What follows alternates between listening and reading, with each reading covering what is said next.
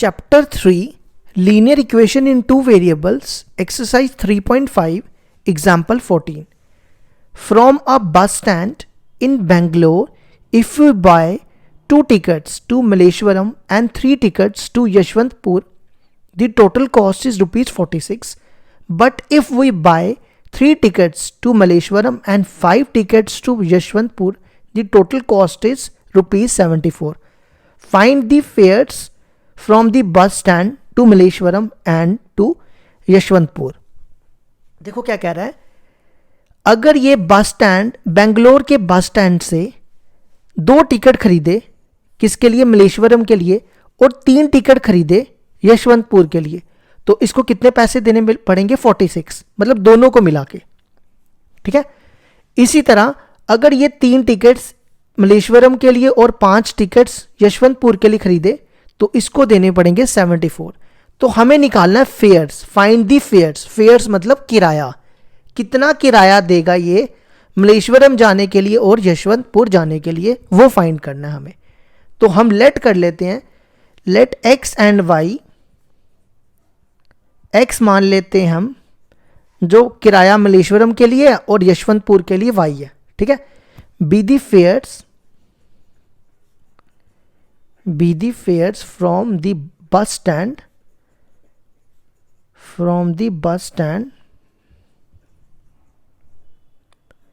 to Malleshwaram and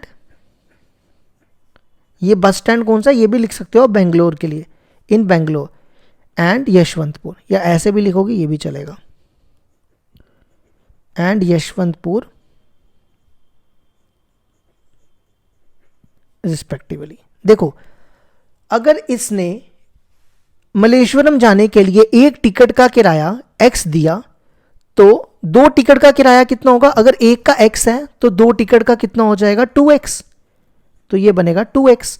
इसी तरह अगर यशवंतपुर के लिए इसने किराया y दिया है, तो 1 टिकट का y है, तो 3 टिकट का कितना हो जाएगा? 3y, इक्वल टू दोनों की टोटल कॉस्ट दी हुई है 46. इसी तरह दूसरी इक्वेशन बनेगी 3 टिकट्स टू मल्लेश्वरम, तो ये बनेगा 3x plus 5 tickets to Yesvantpur, वो बनेगा 5y इक्वल टू 74. अब आप इसको किसी भी मेथड से सॉल्व कर सकते हो. एलिमिनेशन से कर सकते हो, सब्स्टिट्यूशन से कर सकते हो, क्रॉस मल्टीप्लिकेशन से कर सकते हो, आपकी मर्जी है, किसी भी मेथड से कर सकते हो. तो हम फिलहाल क्रॉस मल्टीप्लिकेशन से कर लेते हैं. देखो, क्रॉस मल्टीप्लिकेशन में पहला काम क्या करना है, 46 को इधर ले आओ और 74 को इधर ले आओ. अब ये होगा A1, ये होगा B1 और ये होगा C1. A2, ये होगा हमारा A2, ये होगा हमारा B2 और ये होगा हमारा C2. अब क्रॉस मल्टीप्लिकेशन का फॉर्मूला मैं यहां पे लगाने जा रहा हूं. इसका फॉर्मूला होता है B1 C2 minus B2 C1, C1 A2 minus C2 A1, और इक्वल टू में 1 में A1 B2 minus A2 B1. अब आप सिर्फ इसमें वैल्यूज डालो और आंसर आ जाएगा. सबसे पहले B1 देखो कितना है, 3, और C2 माइनस 74, फिर B2 कितना है, 5, और C1 इज माइनस 46. इसी तरह C1 is minus 46, A2 is 3, minus 46 into 3 minus C2 is minus 74, A1 is 2, minus 74 into 2. फिर आ जाओ A1 is 2, B2 is 5, A2 is 3, B1 is 3. अब इसको सॉल्व करो. 74 को अगर आप 3 से मल्टीप्लाई करो तो ये आएगा 222, माइनस माइनस प्लस 46 इंटू 5 होता है 230. इसी तरह 46 को 3 से मल्टीप्लाई करो 138, और ये minus minus plus 74 into 2 148, 5 2s are 10, 3 3s are 9. तो ये बनेगा हमारा x अपॉन इसको इसको सॉल्व करोगे, ये बनेगा 8, 148 में से 138 गेट 10 और यहाँ पे 1। अब आप इसको इससे कंपेयर करो, इसको इससे, ठीक है, इसको इससे, ये बनेगा x/8 इक्वल टू 1/1 और इसको इससे y/10 इक्वल टू 1/1। तो ये 8 इधर आ जाएगा, x हो जाएगा 8 तो y हो जाएगा 10, ठीक है। तो इसने अब लास्ट में कंक्लूजन दे दो। इसने पहला कौन था, मलेश्वरम के लिए 8 रुपये एक टिकट का किराया दिया और यशवंतपुर के लिए 10 रुपये। तो यहाँ पे लिख लो fair from the bus stand, from the bus stand, या ये लिख ही लेना, क्वेश्चन से ही देख के लिखना है। Fair from the bus stand to Malleshwaram equal to ₹8। मैं शॉर्ट में लिख देता हूँ, मलेश्वरम के लिए कितना दिया, मलेश्वरम शॉर्ट में लिख रहा हूँ, ठीक है। मलेश्वरम के लिए दिया ₹8 और यशवंतपुर के लिए दिया ₹10। तो ये आ गया हमारा एग्जाम्पल 14 का आंसर।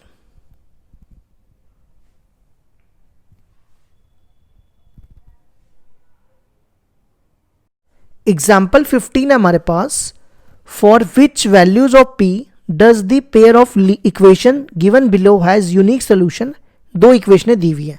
देखो यूनिक सोल्यूशन का हमारे पास क्या फॉर्मूला होता था, a1/a2 is not equal to b1/b2, यही फॉर्मूला होता था ना। तो हम क्या करेंगे, यूनिक सोल्यूशन से p की वैल्यू निकालेंगे। तो देखो ये होता है a1, ये होता है b1 और ये होता है c1। इसकी तो ज़रूरत नहीं है, ये a2, ये b2 और ये c2। अब हमारे पास गिवन है, given linear equation has unique solution, इतना लिख लेना, फिर उसके बाद यहाँ से स्टार्ट करना। यूनिक सोल्यूशन का मतलब a1/a2 और is not equal to b1/b2। अब यहाँ पे a1 की वैल्यू डालो, a1 is 4, a2 is 2, b1 is p, ये p है, ठीक है, और b2 इज 2, ये 2 और बीच में इज नॉट इक्वल टू, ये 2 कैंसिल, तो p आ गया, p is not equal to 4। तो हम कहेंगे p जो है 4 के अलावा, therefore for all values of p, मतलब p की कोई भी वैल्यू हो सकती है लेकिन p 4 नहीं हो सकता, p be any real number, for all values of p except p is not equal to 4, ठीक है। मतलब इसका मतलब है कि p be any real number, इसको ऐसे भी लिख सकते हो, p बिलोंग्स टू r लेकिन 4 को छोड़ के, या ऐसे लिख लो या ऐसे लिख लो, एक ही बात है, ठीक है। इसका मतलब p कोई भी रियल नंबर हो सकता है, 1 हो सकता है, 2 हो सकता है, 0 हो सकता है, -1 हो सकता है, लेकिन 4 नहीं हो सकता। अब आ जाओ एग्जाम्पल नंबर 16 पे। एग्जाम्पल 16 देखो क्या कहती है, for what value of k will the following pair of linear equation have infinitely many solution. देखो इनफाइनाइटली मैनी सोल्यूशन का फॉर्मूला होता है a1/a2 equal to b1/b2 equal to c1/c2। इस फॉर्मूले से हम k की वैल्यू निकालेंगे।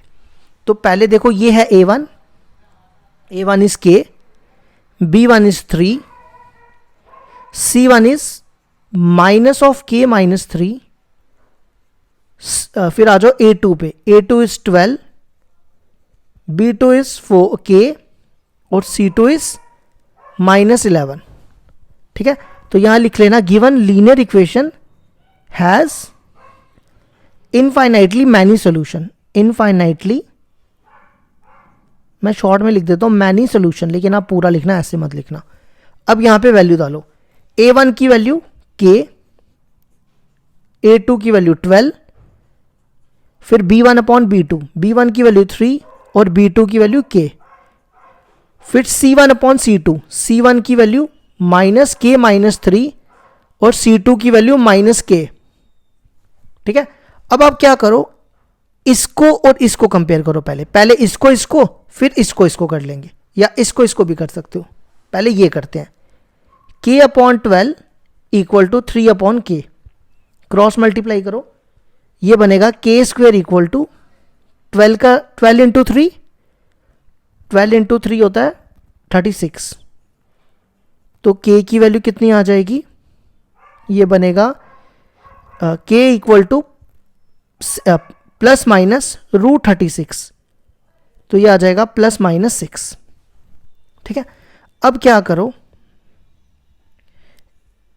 ये हो गया हमारा पहला, हमने वैल्यू निकाली। अब इसको और इसको कंपेयर करो, 3/k इक्वल टू के माइनस 3 अपॉन के, क्रॉस मल्टीप्लाई करो, ये क्या बनेगा 3k इक्वल टू के स्क्वेयर माइनस 3k। इस 3k को उधर लाओ, पहले लिखो के स्क्वेयर, ये 3k या इधर ले आओ, ये 3k इधर आएगा तो कितना बनेगा माइनस 3k, तो minus 3k minus 3k minus 6k, दोनों में k कॉमन, तो k की वैल्यू आ जाएगी 1। अब मेरे पास थोड़ी सी जगह कम है यहाँ पे, इसको थोड़ा सा एडजस्ट करना। k आएगा या तो 0 या तो आएगा k माइनस 6 इक्वल टू 0, तो k इक्वल टू 0 और k इक्वल टू 6। तो ये आ गई हमारी k की वैल्यूज। ठीक है, एक ये आ गई, एक ये आ गई।